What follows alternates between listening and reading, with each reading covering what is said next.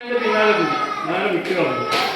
അങ്ങനത്തെ ഒരു അവസ്ഥ നമുക്കുണ്ട്. നമ്മുടെ നാട്ടിൽ അത്രയധികം നായ്ക്കൾ കൂടിയില്ല. 4 കാലുള്ള നായ്ക്കൾ, നിങ്ങളാരെയും പറയുന്നതല്ല കേട്ടോ, 4 കാലുള്ള നായ്ക്കൾ ഇവിടെ വളരെയധികം ഉണ്ട്.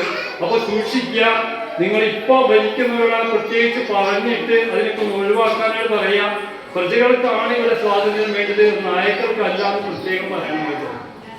അതാണ് രണ്ടാമത് എനിക്കെന്ന് പറയുന്നത്. പിന്നെ ഈ ഓണാഘോഷം സംബന്ധിച്ച് നിങ്ങളോട് പറയാനുള്ള കാര്യം, ഞാൻ വർഷത്തിൽ ഒരു തവണ വരുന്നത്, എന്റെ പേരും പറഞ്ഞ് ഇവിടെ വളരെയധികം പേർ നിങ്ങളെ പറ്റിക്കുന്നുണ്ട് എന്ന് വ്യക്തമായിട്ട് പറയാൻ ഞാൻ ആഗ്രഹിക്കുന്നു.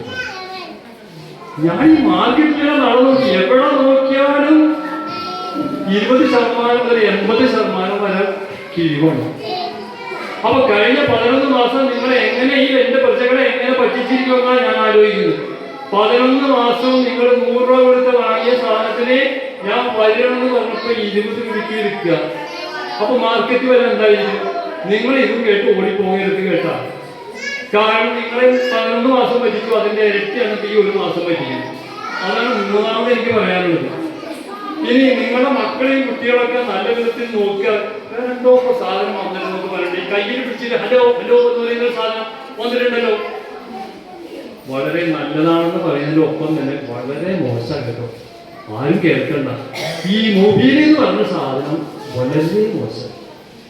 അവരൊക്കെ പറയും നല്ലതിനാണ്. നിങ്ങളുടെ പണ്ടത്തെ വീട്ടിന്റെ ചെലവ് ഒരു മാസത്തിൽ 5000 രൂപ ആയിരുന്നെങ്കിൽ ഇപ്പൊ ഒരു മാസത്തിൽ എത്ര രൂപ ചെലവാകുന്നത്? ഈ മൊബൈൽ കാരണമല്ലേ?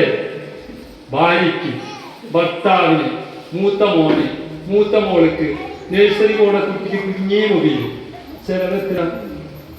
അതല്ലേ ഒരു വീട്ടിൽ ഒരു മൊബൈലൊക്കെ ഉപയോഗിച്ചിട്ട് എല്ലാ ഭാര്യയും മക്കളൊക്കെ കൂടി ഉപയോഗിച്ചാൽ നിങ്ങൾക്ക് നല്ലത്, അല്ലെങ്കിൽ അടുത്ത തലമുറ ഇതിനേക്കാൾ മോശമാകും.